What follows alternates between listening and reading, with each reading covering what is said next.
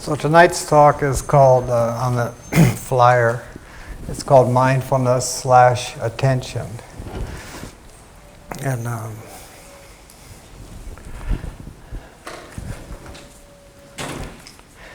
if it wasn't for great teachers, we'd probably think mindfulness boils down to obsessive compulsive attention to detail. And that attention was something that happened in the armed services. And as in attention.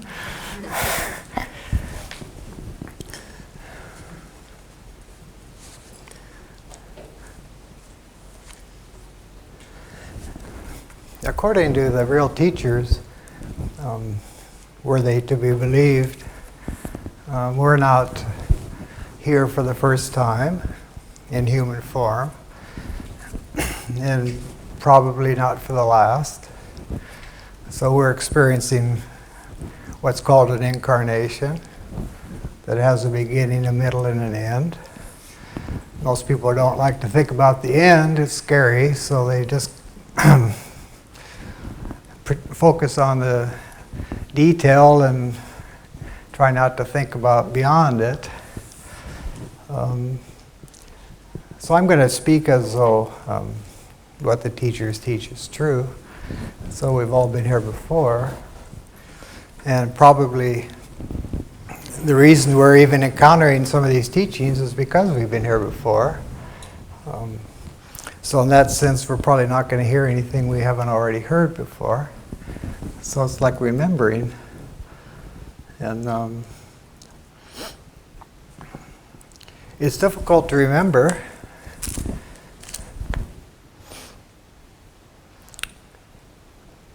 And it's helped by entertaining the possibility that one is an immortal soul. Immortality is not something that does or doesn't occur at the whim of a capricious God at our death. You either have been good and you get to go to heaven, or vice versa, the other direction. But if we're immortal souls, then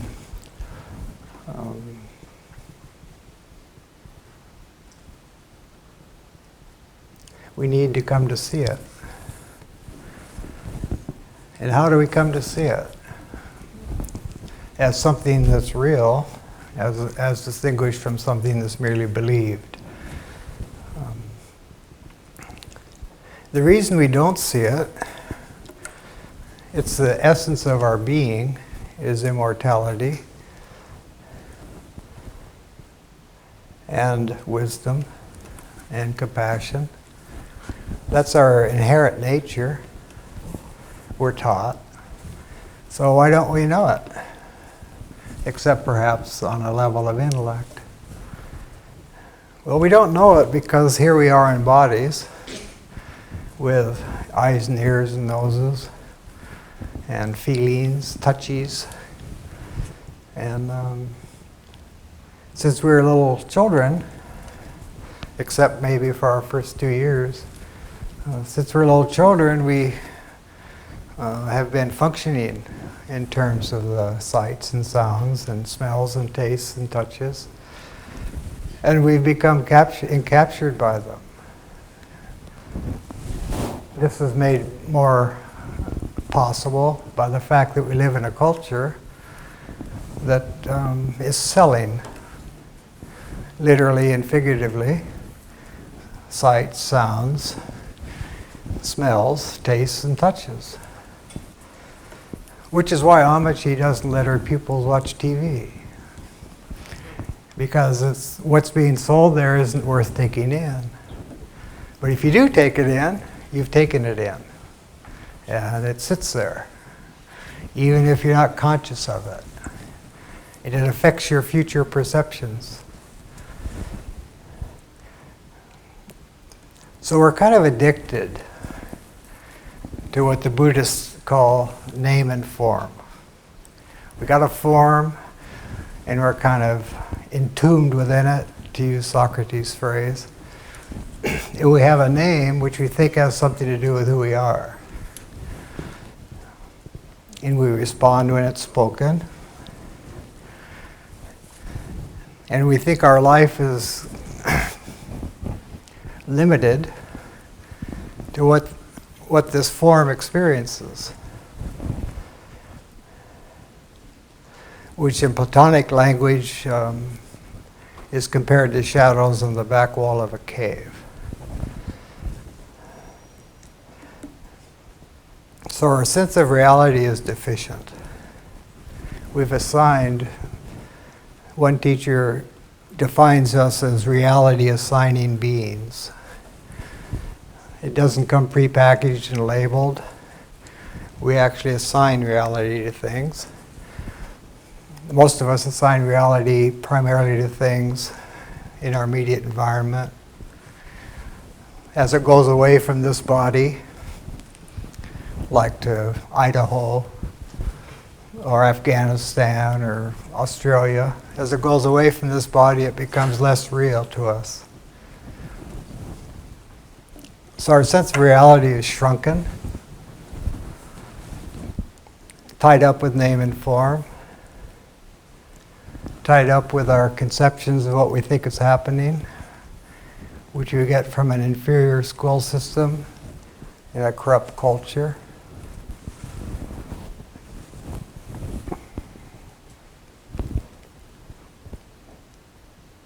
A person has to have a moment at some point in some life where they begin to ask themselves or say to themselves, there's got to be more than this. There's got to be more than expectations, memories, fantasies, failures, successes, pleasurable sensations, unpleasurable sensations, likes and dislikes, so firmly entrenched that we can be predicted because we're not free. We're kind of mechanized.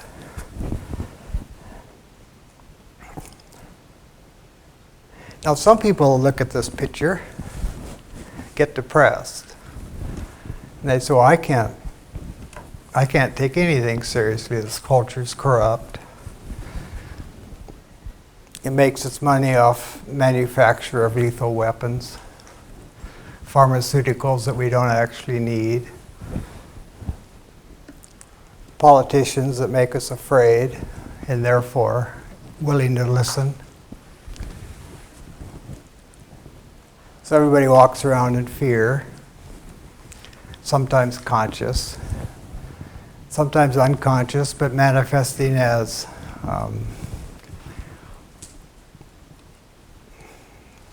the kind of iron-handed clinging to something that gives us a sense of security, which of course it never does, because at some point it fails us. And then we say, well, then everything's a joke, because what I was hanging on to didn't work. But what was I hanging on to? Some delusion, some idea that I'm important, some idea that you're not, unless you're the right color, or from the right culture, or in the right income bracket, or of the right gender. So I'm hanging on to all this stuff. I may even be hanging on to some cool ideas, but when the chips are down, they avail me nothing. I recently watched a man die who'd been holding on to some cool ideas for 40 years. But as his death approached, they didn't do him any good, because he didn't really believe them. He just thought he did. So we're all hanging on for our dear lives, and we kind of like to surround ourselves with people hanging on to the same stuff. So then we think it's normal, because we're all interested in this or that. And we're hanging on because we have attachments. things that we like, so we're hanging on to those, and things that we don't like, and we're hanging on to those. We carry them around, we tell other people about what we don't like. This sucks, doesn't it? Sure does.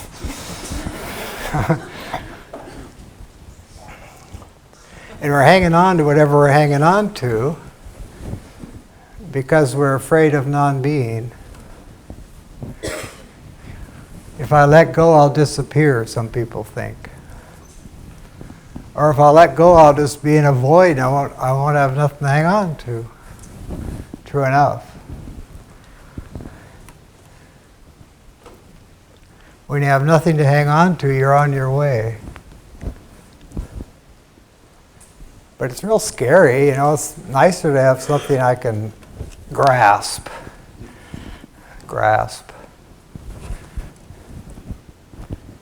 I'll grasp my significant other or my car. That'll do it. This car should do it for me till it needs its first repair, till we have our first disagreement, till I realize, my God, she's a human being like I am. What a shock. I thought I was marrying the Virgin Mary. It works the other way around too, for those of you of the other gender. You thought you were marrying Atlas. Turns out he's afraid of the dark. Has to have his little night lamp on. We're talking about grasping. The Tibetan word for grasping is tanha, T-A-N-H-A.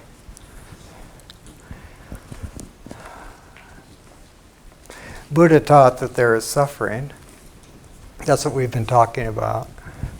Everything so far is portraying different aspects of how we suffer.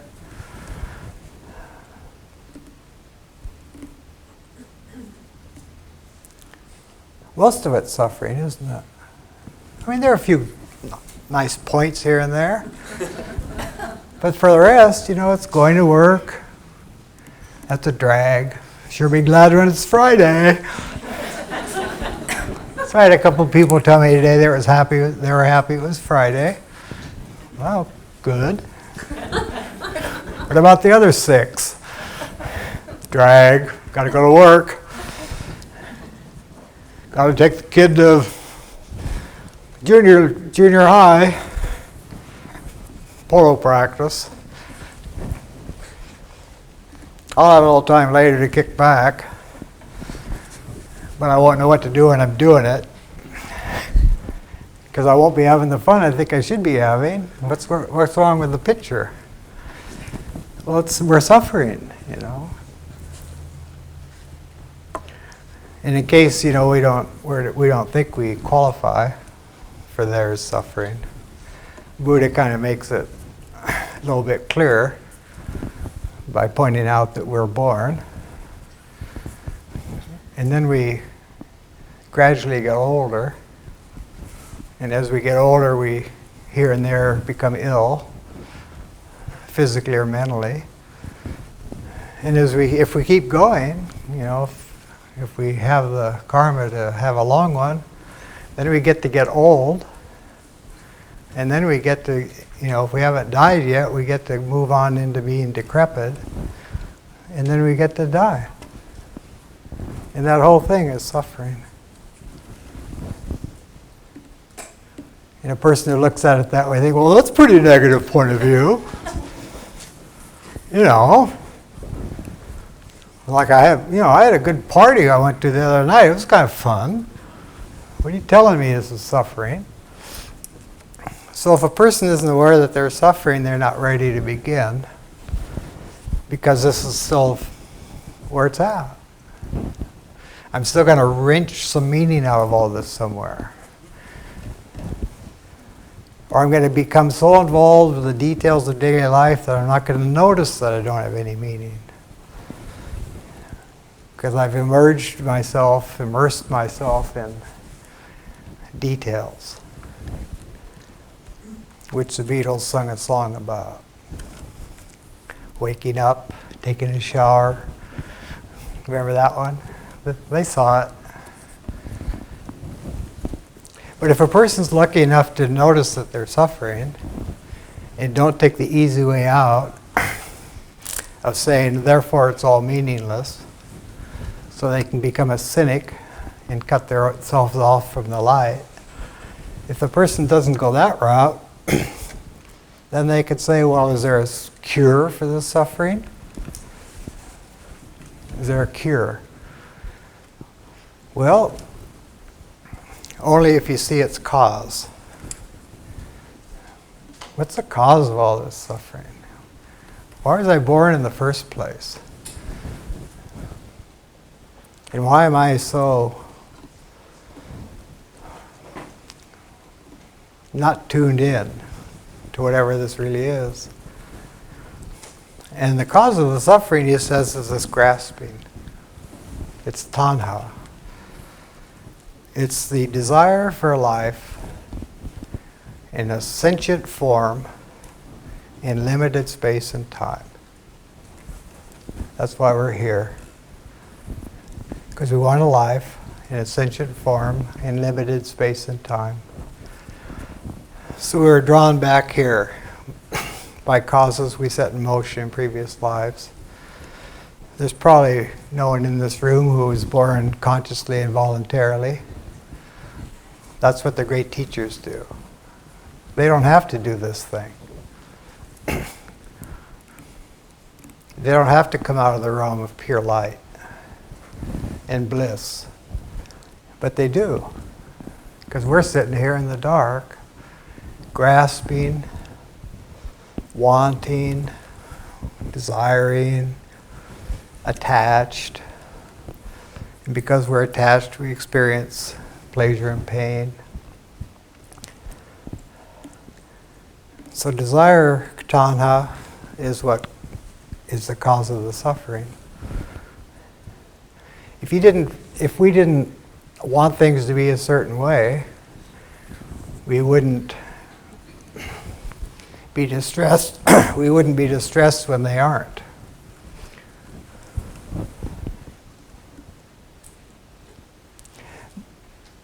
Buddha said that, and most of you heard this before, but I mean, how many times can you repeat the words of the Buddha? He said, if you want to understand suffering and think about it, next time you're not in bliss consciousness, which is to say in some form of suffering, ask yourself these two questions, and you'll have your solution. First question, do I have something I don't want? Second question, do I want something I don't have? You'll never need a third question. If I'm suffering, it's because I have something I don't want, bad job, bad culture, bad world, bad significant other, bad history,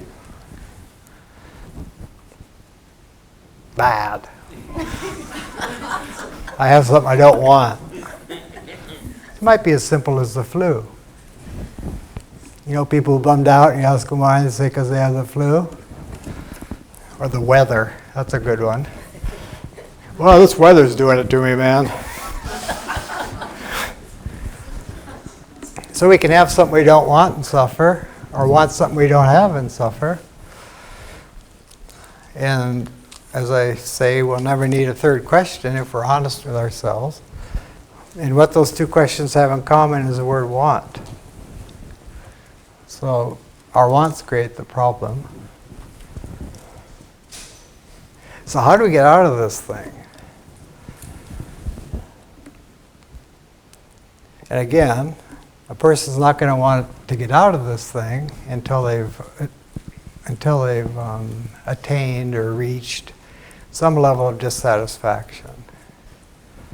As long as everything's okay, I'm not going to want to get out, because there's no reason. So Jesus said, woe be unto those who do not suffer. Woe be unto those who do not suffer. Very strange statement when you first come across it. Like you'd think wouldn't be saying that. He's saying that because if we don't suffer, we don't have a chance to get going. When everything's peachy keen, I'm not too interested in spiritual striving, because I'm cruising down Main Street in my car on a Friday. Hoping I'll see some other people of the opposite gender cruising down their car. Or the same gender, if that's my trip. So if a person becomes sufficiently dissatisfied, but they also, at some level, realize that their suffering is self-caused, based upon their wants, then how to address the wants? How to get rid of these damn things? My druthers, as we call them.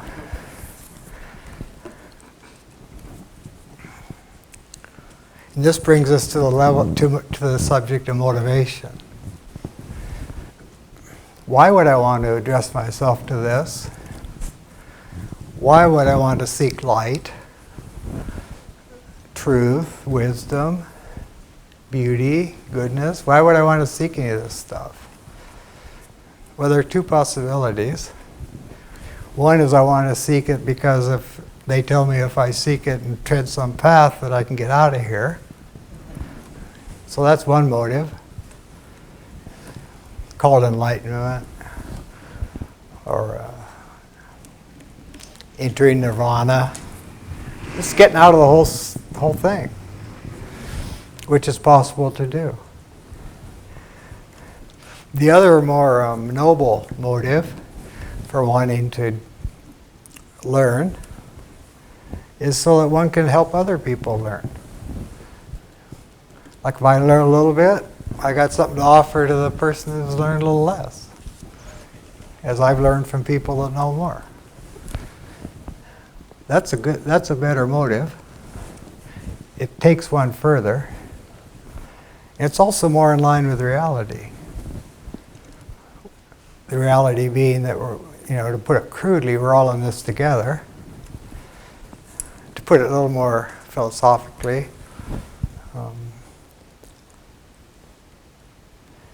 if a person begins to overcome the attachment to name and form, they might start sensing that they're a part of what everybody else is a part of, and that their inherent nature is not different from anyone else's inherent nature, and therefore in that truth, or realization, lies the basis of compassion. Compassion because everyone's an immortal soul and they don't know it. So you want to help them know it? Or do you want to help them, do you want to reinforce the category they put themselves in? Can't do both. So if a person decides to pursue this idea of waking up, which is the only claim Buddha ever made on his own behalf, he said he was awake. So if Buddha is awake, what are we?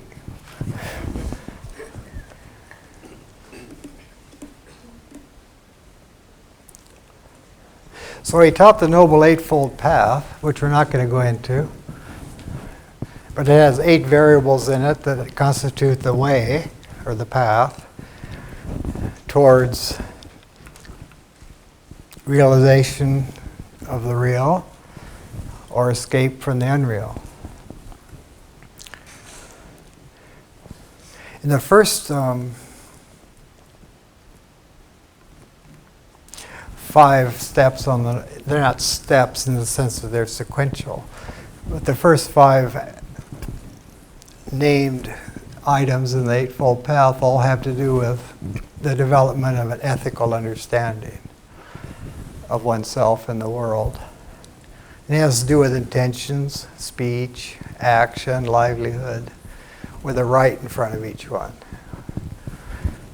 So if one's interested in moving away from captive to form and name, a person has to pay a little bit of attention to their intentions, their livelihood, their actions, their speech. This is like a preliminary discipline. If one were to come across the real teacher, they would be directed to focus attention on those things first. Because until I've got some handle on how to deal with everyday life, which is what those things I just mentioned constitute, until I've come to grips with those to some degree, I'm not ready for the 6th item, which is called right effort. Right effort. I'm not ready for right effort because I won't be able to do it if I haven't gained some mastery over those other things. What's right effort? Well, it's a 4-fold discipline. It's maintaining. Now we're getting into the mind. Maintaining arisen good thoughts. Maintaining arisen good thoughts. If I've had some good thoughts, I need to maintain them. That's called continuity of consciousness. Without continuity of consciousness, I'm like a rudderless boat. So maintaining arisen good thoughts coupled with encouraging unarisen good thoughts. How do I encourage unarisen good thoughts? Reading any great scripture. They're full of good thoughts, usually ignored by the religions of which the scripture. They like the bad thoughts better. I can see the devil working through you. Fascinating, isn't it? The 3rd item of right effort is suppressing arisen bad thoughts. Get rid of the baddies. I mean, they might come up, but don't put out the welcome mat, as my teacher said to me one evening. They might come by, but adios. Don't need to dwell on the negative ones. That's all bad means. Negative.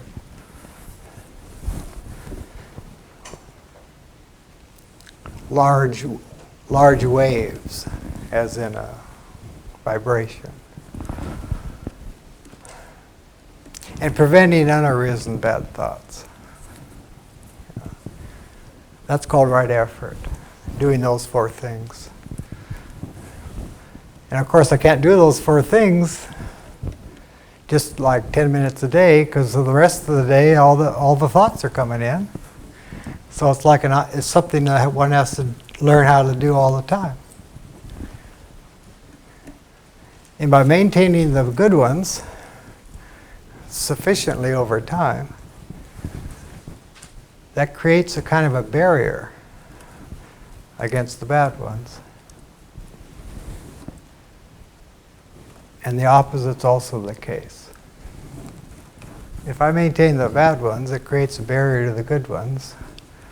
So you run into human beings who are incapable of maintaining good thoughts because they've focused on the other ones, which is easy to do in a culture that focuses on the other ones. All you have to do is watch the news. It's not quite the same as reading a sermon by the Buddha. Which would you rather do? We have choices then. I think instead of watching the news, I'll read a Buddhist sutra. Why not? Why not? So that's right effort, which is preceded by attention to views, intentions, speech, action, and livelihood. So you got those things, then you got right effort. And if you try that fourfold exercise, just like say you're a scientist and you're doing it experimentally. Okay, I'll try it for a day or an hour. If you try it, the degree of one's success will be a function of the degree to which one's mastered the previous 5 items. If my livelihood's taking up all my time, and I'm running out at the mouth a lot without saying anything, my actions are compulsive, and my livelihood is obsessive, then I'm not going to be able to do this fourfold exercise because all that other stuff's going to be on my mind instead. That's why those 5 precede the right effort. But if I try this for a while, and it doesn't matter if I fail, I just keep trying. If I get depressed because I can't do it right away all day, every day, that just means I'm not a learner yet.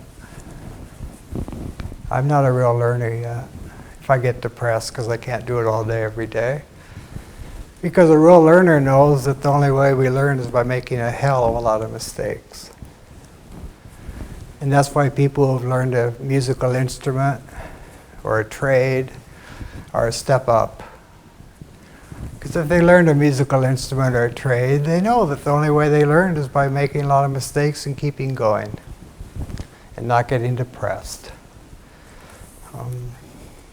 So if a person tries this for a while and does a little better the second week than they did the first, maybe they could sustain it for 10 minutes rather than 5 before they got distracted by a bird or an important errand. If a person maintains this for a while and gets so that one's mind is capable of kind of staying within the orbit of those 4 exercises, then a person's ready for what Buddha called right mindfulness. Right mindfulness. What the heck's that? We all have minds. We're at their mercy. You know, if you don't believe you're at the mercy of your mind, just watch. It gets all kinds of ideas, and oh, that sounds good. Or it dredges up some horrible memory and you get to be depressed for a couple days. Okay, you having a good time? Try this memory. Remember when it all went to hell? It's going to go there again. It's hard to believe in progress when you got people telling you that kind of thing, or your mind telling you that giving you that kind of message. So right mindfulness is another discipline, but it's only possible if I've cultivated right effort. If you don't think that's true, try it and see if it's possible. What is right mindfulness? It's focusing on the body. Let's focus on your body. Then focus on your feelings. By focusing, it means just observe. So observe your body. Observe your feelings. Just observe them. Observe your mind. That's something we can do that your dog can't do, or even a porpoise or a whale, much as you might like them. They can't look at their own mind, or their own body, or their own feelings, or their own mental qualities. So right mindfulness is looking at all those things. Body, feelings. Oh, I got all these feelings. My mind, looking at the thing. There it is. And the mental qualities. In doing this, without getting involved in greed or distress about the world. I mean, this is Buddha. Yeah. Doing this without greed or distress about the world. So I'm looking at the body, the feelings, the mind, and the mental qualities, but I'm subtracting out greed, which we needn't think of merely in external terms. There are lots of kinds of greed that don't have to do with external things. So subtracting out greed and subtracting out distress in reference to the world. Cease to be distressed. If I'm distressed, it's because I'm living in a box. And something's coming into my little box that I don't like. So I'm distressed. Now don't tell people this when they tell you they're distressed.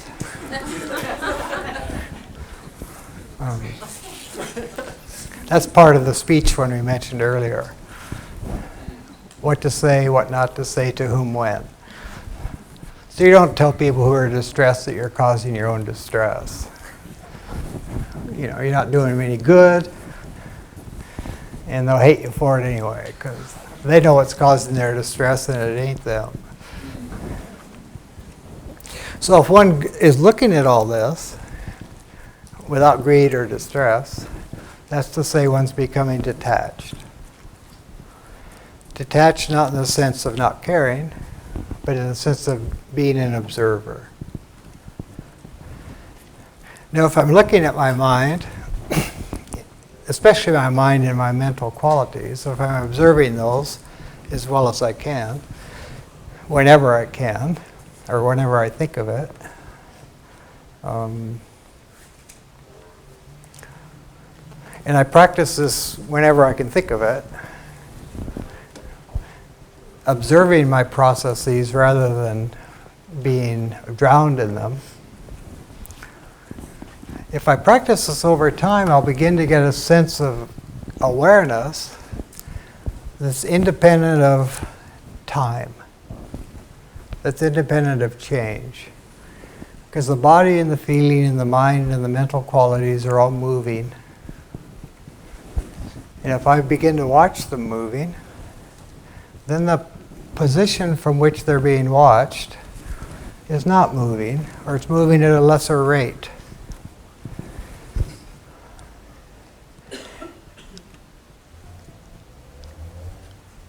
And if I notice that there's something in me that must be moving at a lesser rate, I wouldn't be able to be observing all these motions, internal and external. I might get interested in knowing how to become more centered in the thing that is moving slower or not moving, not apparently moving at all. Because it's only from the standpoint of non-motion that we can actually be keen observers of the world. To put it more philosophically, it's only from the standpoint of non-being that we can really observe carefully and know how to act within what's called becoming, which is all this. Everything is changing, is becoming something. So if I kind of get a sense of an aspect of myself that can be the observer, I might want to cultivate that aspect. And how do I do this? Through some form of meditation or spiritual practice. If I want to learn the piano, I have to practice. If I want to become a carpenter, I have to practice. So if I want to become more aware, I have to practice, or have a practice. A lot of people want to do it without a practice. Hence, the New Age exists. You don't have to have a practice, just come to my weekend seminar. You'll be fine by Monday. And I'll have a little more money in the bank. Which brings up the idea that those of you who've been here before heard, because I keep saying it, the real thing is always free. Like the air we breathe and the sunlight. So beware of people with their hands out, even though they're saying things that seem nice. If they're not throwing you back on yourself, they're not real teachers. That's why real teachers are scary, because they throw us back on ourselves. They're like mirrors, and most of us don't like what we see. Hence our compulsive involvement with external details.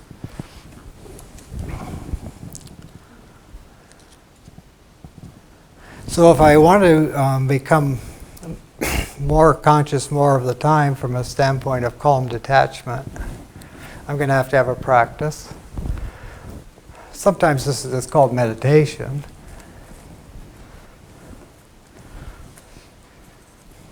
Which is to say, calming the mind. The oldest book on the planet on meditation starts with the sentence, meditation is the hindering of the modifications of the mental principle. Hindering of the modifications of the mental principle.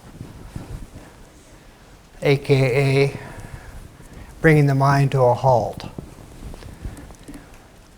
That thing that drives us here, there, and everywhere, all day, every day. Bring the damn thing to a halt. How? By meditation.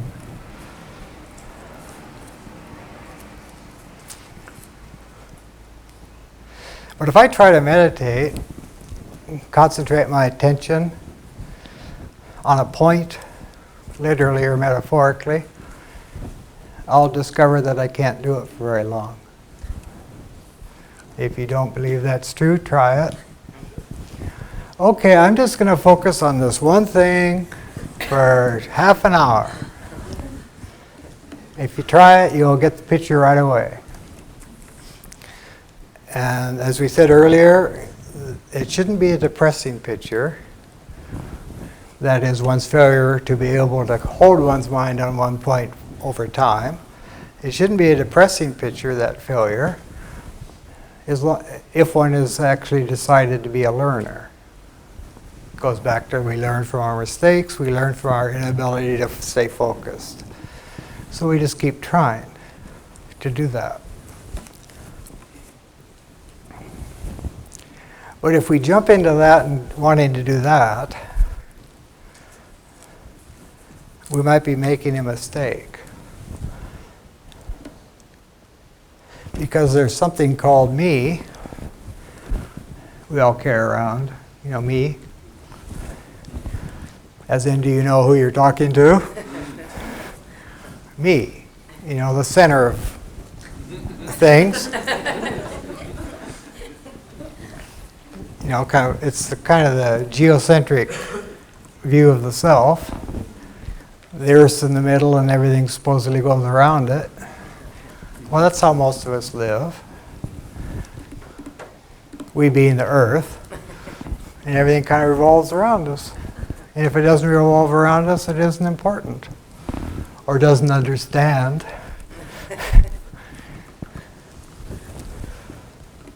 So that self, around whom everything revolves, and who has only its own self-interest and survival at stake, and how it's seen by others, hopefully positively, which means I play a lot of games that aren't really me in order to get you to like me. So you're not even liking me, you're liking a game I'm playing. So you get the shadow play of human existence, which Shakespeare called the play, the stage. So if I run into meditation without having looked at that geocentric person, it's going to undermine me at every point. It's going to stop me before I've almost even started. To what? To try to focus my mind and hold it on a point. And again, the proof is in the pudding. Try it, you'll see your mind is going to interfere. I mean, before you know it, you'll be thinking of what you're going to have for dinner, or what they said day before yesterday, and you're never going to forgive them. And you will figure out a way to get even, which means you've lost your focus. All of a sudden, you're on all this other stuff. So then you notice that you're on the other stuff, you bring it back, refocus. If it fails to get you, just, if you get so you're not easily distracted by it, so you can kind of stay focused a little more of the time through practice, then it might start telling you things. It'll give you direct messages rather than just distract you because you're easily distracted. If you get less easily distracted, it'll attack you directly. It'll say, this is stupid. You could be watching the game. You could be making some bucks. Maybe having a brewski or two. What are you sitting here for? You're just going to die anyway. So then you got to be able to head off those attacks. How do you head them off? By ceasing to be a believer. Become an unbeliever. Stop believing yourself. You can even say that. I don't believe you. Go away. Take your messages somewhere else. Don't need them here. I got my own message going. I'm doing it on purpose now. I'm purposeful. That's incredible. If I become purposeful, it means I'm no longer responding according to my conditioning. It's amazing. There's hope, There's hope because we have minds, which are out to get us. But we also have the ability within the same mind to take a stand against the part of it that's out to get us. We can also take the stand against the part of it that tells us there's something out here that's going to make it all worthwhile. There's nothing out here that's going to make it all worthwhile. If it all becomes worthwhile, it's because of something inside. Like I want to learn so I can help others someday. Or I want to believe in ideals because I want to be able through them to give people hope, which you can't have in their absence. Hence, people like Gandhi and Plato stress the importance of ideals. Not as destinations, but as directions. Directions in which to move, which hold out hope.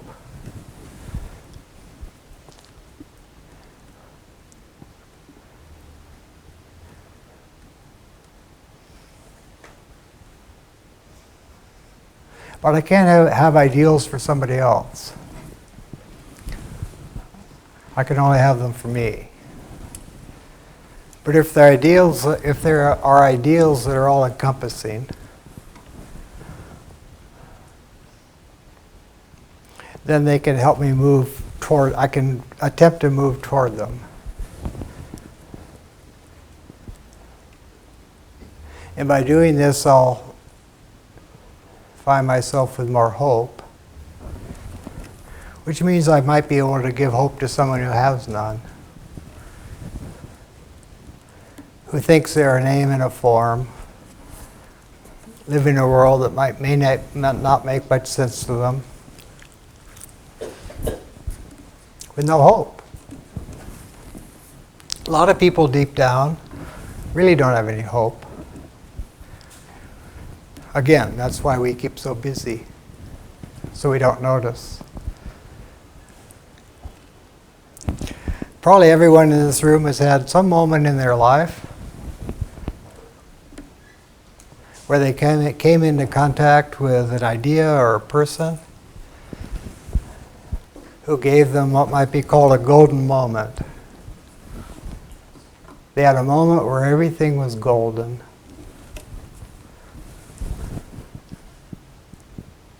Where the sky opened up.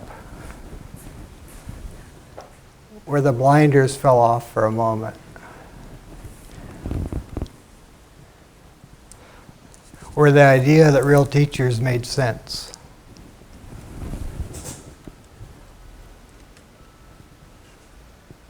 Where the awareness that we're not this name and form made sense. And if we're not this name and form makes sense, then it also makes sense that all the great teachers have never died. Because they weren't their name and form either. So if I think the great teachers lived in the past, I haven't done much thinking yet.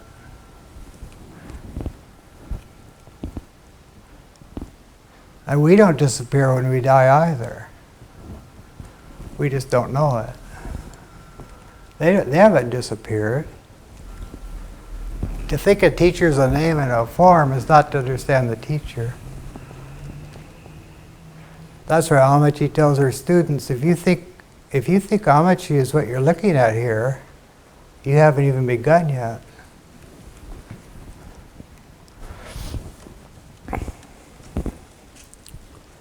So everybody's probably had a golden moment where it made sense to make the effort.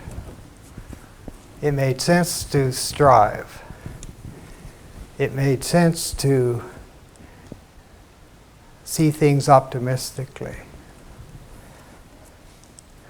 And that moment may have passed. We may not have been able to stay true to it because we got overcome gradually by worldly particulars. So then what can I do if I've had, say, an amazing moment somewhere along the way? It could be internal, external.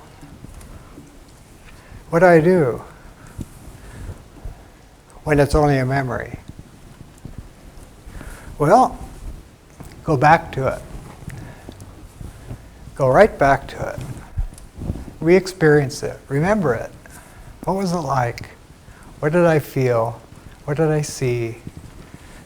And if you keep going back to it, keep going back to it. Maybe as often as you can, whenever you can. Keep going back to it. According to the teachers, going back to it will bring you closer to the teachers. Because in that moment, you were probably as close as you've ever gotten to the teachers. Even though the moment may not have involved a teacher, they aren't persons. So the moment may have involved ideas and insight, whatever. But in that moment, one was closer. So if one keeps going back to that moment, one keeps going back to that closeness. In this sense, there's hope for everyone. Because a few people haven't had such a moment. So it's called remembering. Remember this silly thing. Over and over and over. And if a person does that, they might even come to the point of re-experiencing it.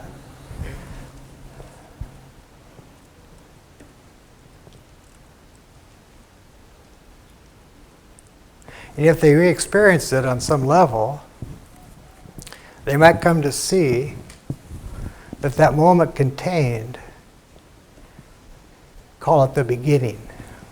That moment which is a beginning contained the end. So if I keep going back to the beginning, I'll understand the end. And if the beginning I'm going back to is a golden moment, then the end too can be a golden moment.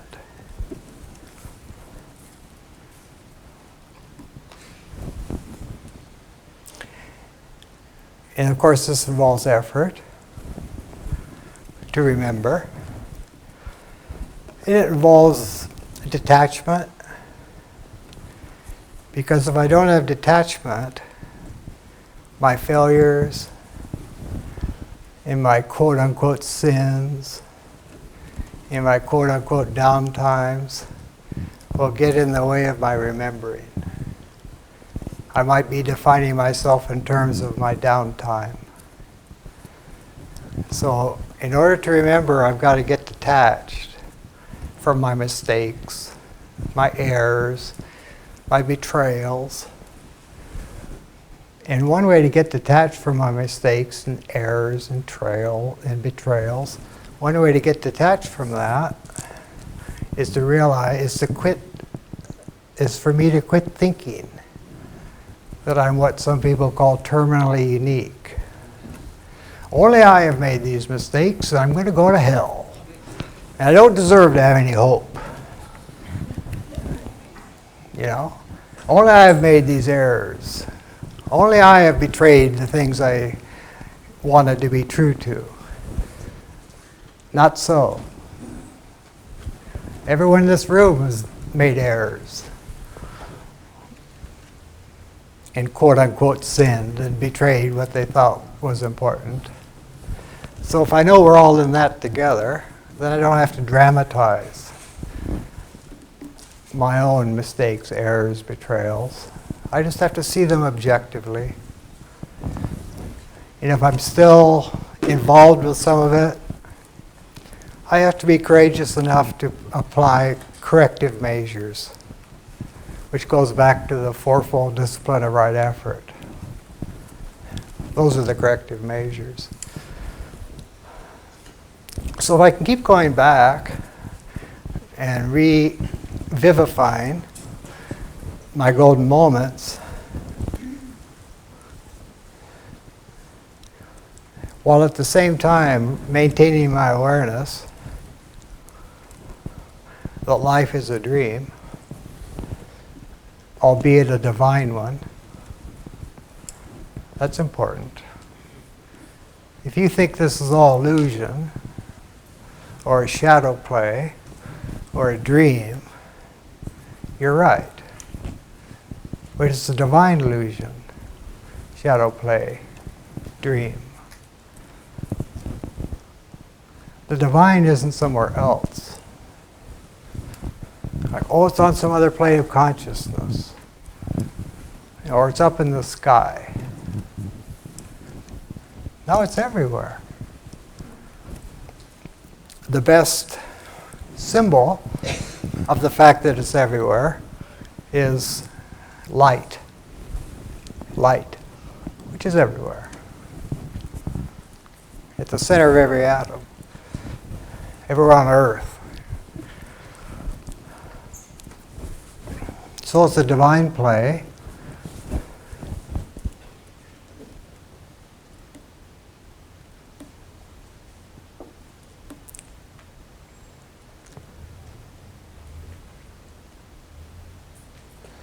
In which we have to have compassion for the actors who are caught up in their parts.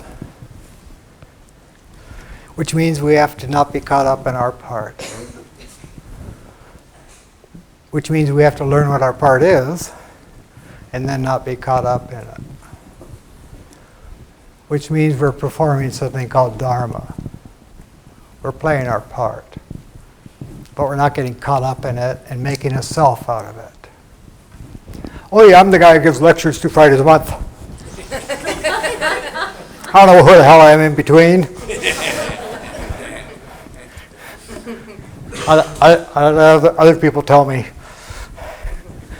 who I am. But it better be who I think I am.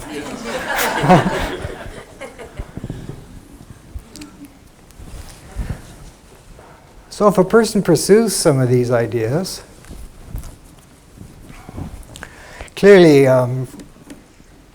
cultivating mindfulness has something to do with mindful, which is what this talk's supposed to be about. And cultivating detached awareness has something to do with attention. And I can't pay real attention if I'm not detached, if I'm involved with likes and dislikes, because then that skews my attention. So I can only really pay attention when I'm not involved in the pairs of opposites. And I can really only pay attention if I'm not involved with time. Because the thing that gets in the way of pure attention is memory, which we bring with us into every situation. So I have to learn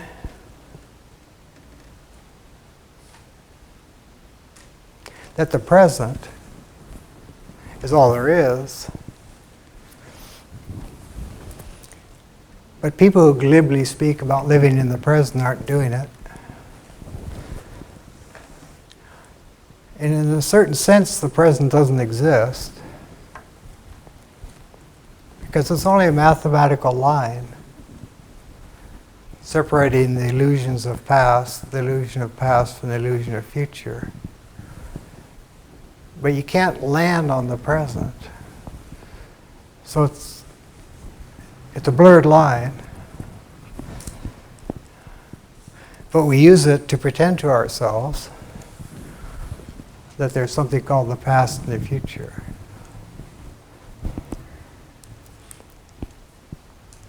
When in reality, the answer is none of the above. Which is good news. That means we don't have to get caught up in them. It's good to remember one's golden moments, but why remember the rest of it? Why carry it around? Why carry my wounds and bruises into the present? It's hard not to, because we're attached to them. They may even form a large part of our identity, which is very sad. Because our true identity is rooted in the eternal. And only in a certain philosophical sense is it separate from anybody else's. Which means we're operating in a field of consciousness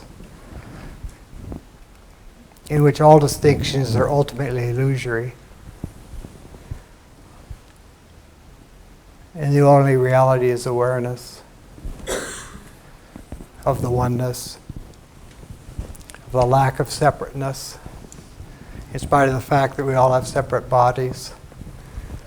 But if I know I'm not mine, then I know you're not yours. Which means I can address you as a fellow eternal being on a pilgrimage, more or less conscious, and more or less dedicating the pilgrimage to service of one's fellows, rather than some kind of vicarious enlightenment for oneself. Enlightened beings don't go around saying they're enlightened. Those who do aren't. Dalai Lama claims he's a simple monk. He's never claimed to be enlightened. He'd be embarrassed. Gandhi never claimed to be enlightened. Amici doesn't claim to be enlightened. Although she does say the entire universe exists like a bubble in a small section of her consciousness. But she has never said, I'm enlightened. So walk away from the people that say things like that to you, leaving behind you a feeling of compassion and wishing them well. Hang out with the ones who don't know. Hang out with the ones who are striving. Hang out with the ones who aren't taking the cynical, easy way out. Buddha called that right companionship. He couldn't overstress its importance. So if you have 2 or 3 friends who are also trying, it makes a huge difference.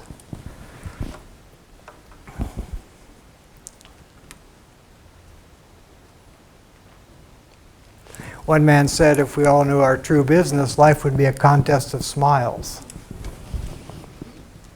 That's what little kids do. They smile at each other a lot. Little ones. Yeah. Before we teach them who not to smile at. We have to teach them who not to smile at. Otherwise, they'll be smiling at everybody. They don't give a damn what color you are, or what gender you are, or what neighborhood you're from. They're out there doing it. Then we teach them otherwise. So if we persevere in all the things we'll be talking about tonight, we'll no longer teach them otherwise.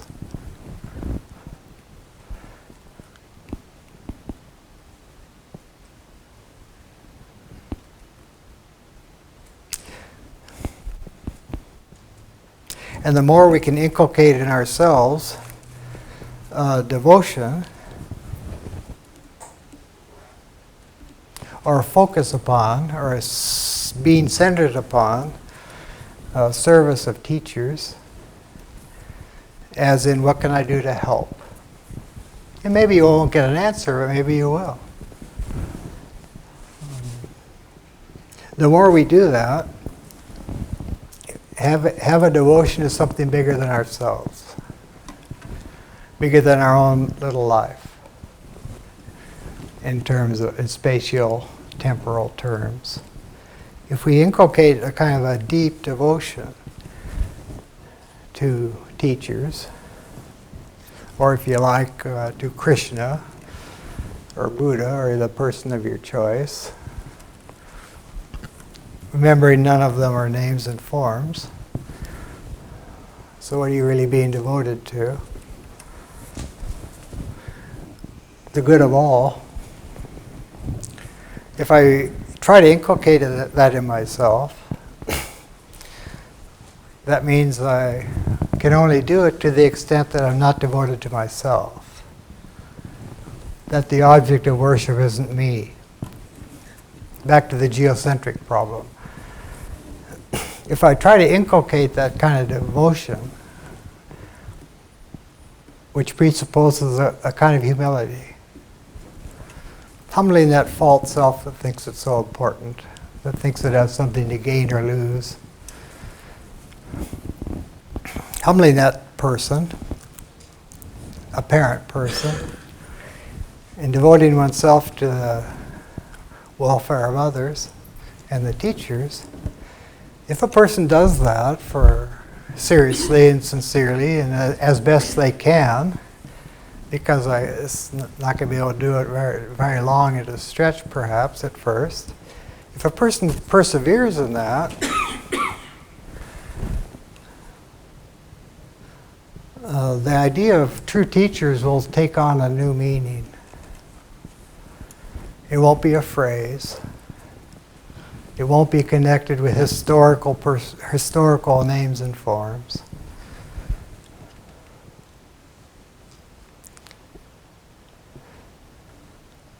And the continuity of one's devotion will establish one on a plane of consciousness that's above the personal self, which wants to be devoted to nothing except its own trip.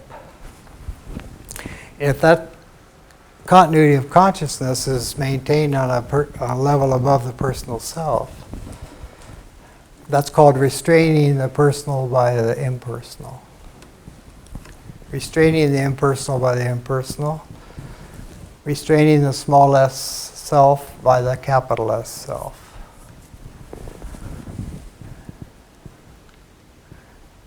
That's the work of lifetimes, to restrain the small self by the large self.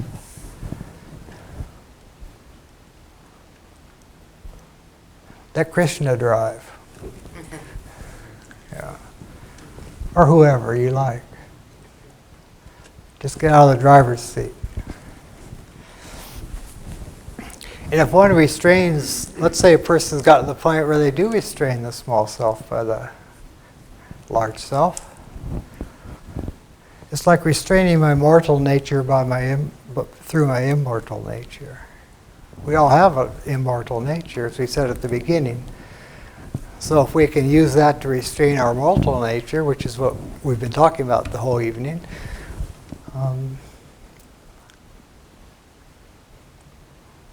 we're making progress. But let's say a person's restrained their lower nature by their higher nature. They're living in their higher nature most of the time, which means they're consciously immortal. It's not something they believe in. They know. Which means they're unafraid of death.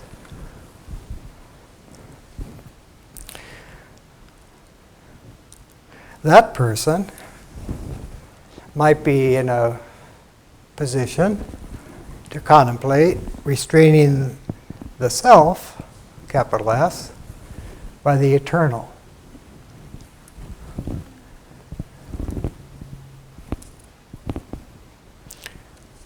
If a person senses what that is, then they'll come to appreciate what true teachers are. They're helping us restrain the immortal self by eternity. That can only be done by identifying one's consciousness with, or centering one's consciousness in pure duration, independent of time. So all these things are possible, and the thing that's most possible is to try.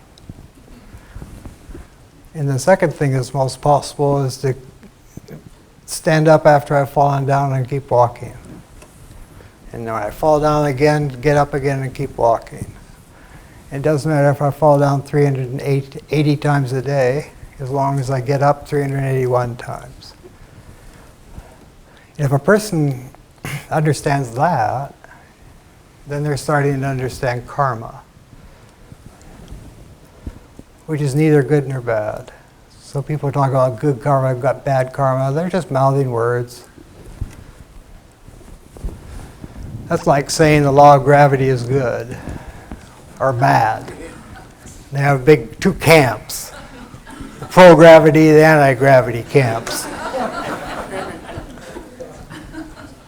And as you scientific types know, gravity is neither.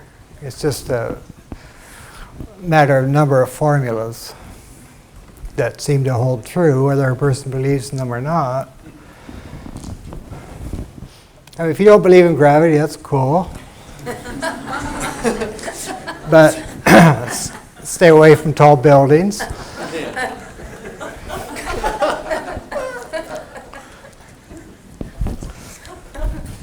So if a person understands the idea of falling down, getting up, falling down, getting up, and they have some ideals that go beyond space and time, then the whole process starts to make sense. And it's okay to fall down, it's expected.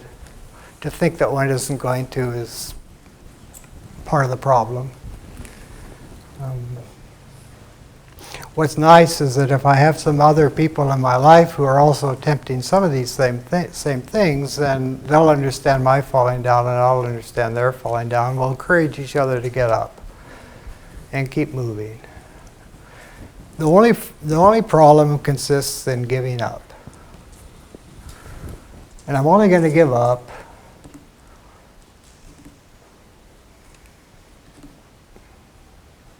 if I don't believe if I don't really believe the things I think I believe in. Then I might give up.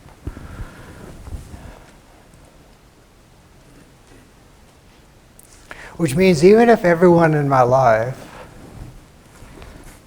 is trying to get me, as Bob Dylan puts it, down in the same hole he's in, I keep going anyway. Keep making my errors and keep trying to correct them and keep taking a step, falling down and taking another one. Which means in the end, we have to depend upon ourselves. We create our own problems through our thinking, but we also create our own solutions. So I need to get to the point, which begins by thinking about it, that I do not want to rely upon anything external for my security. An ancient text says, "Hold fast to that which has neither substance nor existence." So if you want to grasp something, going back to the beginning of the talk, if you want to grasp something that has no substance or existence, and you'll be on your way. That goes back to something that's not involved in the temporal flux. Because everything involved in the temporal flux will let you down. But if I'm grasping something that's not a part of the temporal flux, has neither substance nor existence, then I'm grasping something that can never let me down. It can actually enable me to enter what's called the path of inwardness,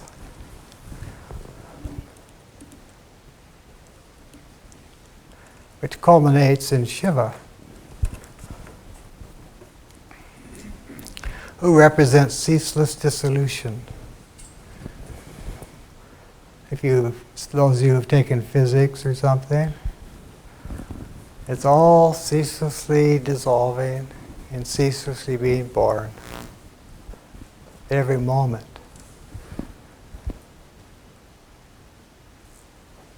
And that's Shiva.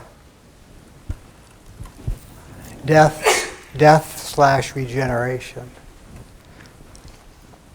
So if you've gotten anything out of this, take it home. And what doesn't make sense or you do not like, leave here.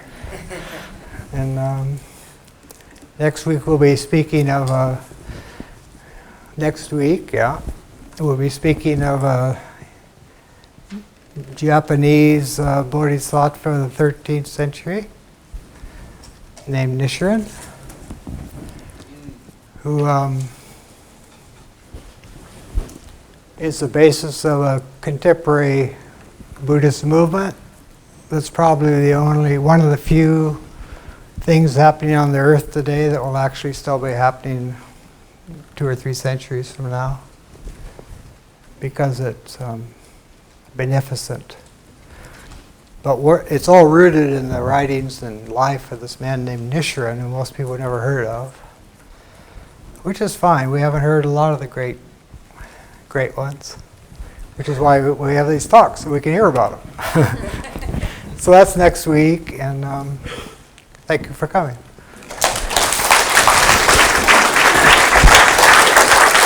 All right.